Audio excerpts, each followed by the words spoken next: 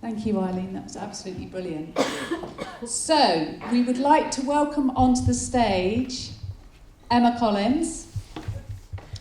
Emma Collins has been dropped slightly in it by her wonderful boss, Anna Shaw, who runs an engineering company, a heating and ventilation company in Helsham.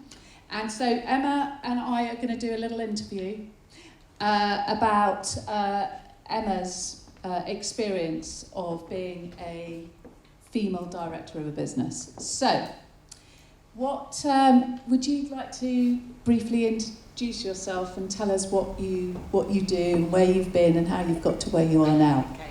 So, as Helen said, my name's Emma Collins. I've been working for ENS Heating and Ventilation.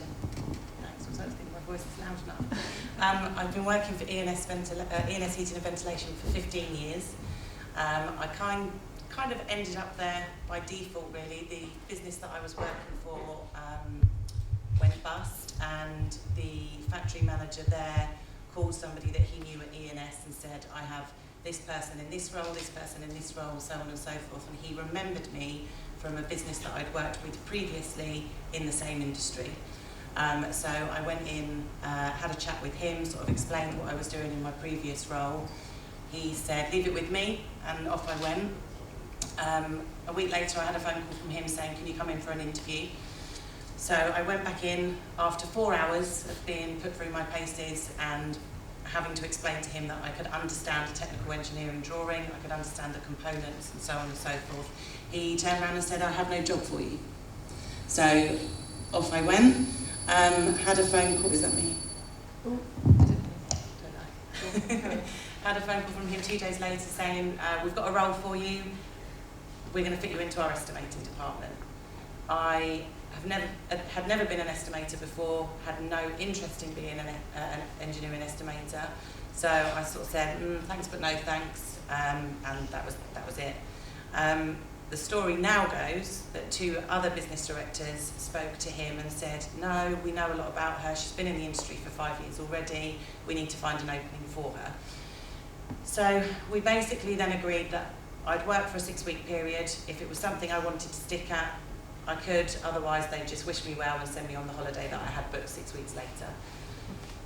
Did my 6 weeks, went on holiday, obviously 15 years proven that I went back, and very quickly decided that estimating absolutely wasn't for me, and I needed to be able to prove to the managing director at the time, who was Anna's father, that his business and the growth of his business needed a dedicated buyer for all of their procurement through the factory, for projects, for sites, for staff, for everything. So I set up a meeting with him where, being a very old school, matter-of-fact gentleman, there's a lot of swearing in that conversation, ultimately just coming back to, he didn't need a buyer, he didn't trust buyers, he thought his engineers were doing everything they could to save as much money for the business as possible, and he said, you've got to prove me wrong. So I said, okay, I said, give me a week and I'll come back and prove to you exactly why your business needs a buyer.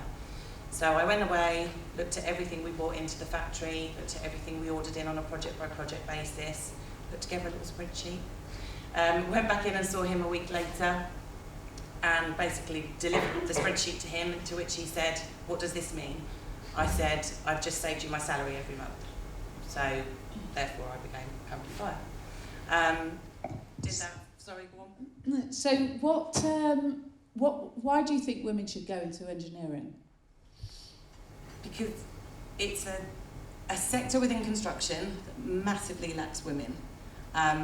There's times over the years, going back 8, 9, 10 years, where for you as a female to arrive on a male-dominated business building site, in your hard hat, your high vis, your boots and everything else, and you just get looked at.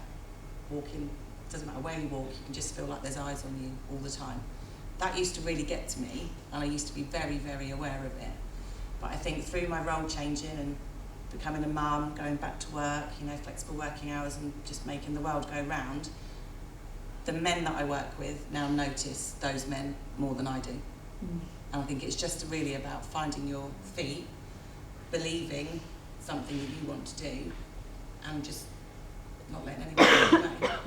Brilliant. And what's your advice to women thinking about a career in business? I mean, ultimately go for it. There's nothing to stop you. The only person to stop you is yourself. If you believe that you can achieve what you're going to set your heart on, you'll get there eventually. It might just be a slightly longer journey than you expected. Brilliant. Thank you very much, Emma. That's lovely hearing from you. Thank you. Over to you.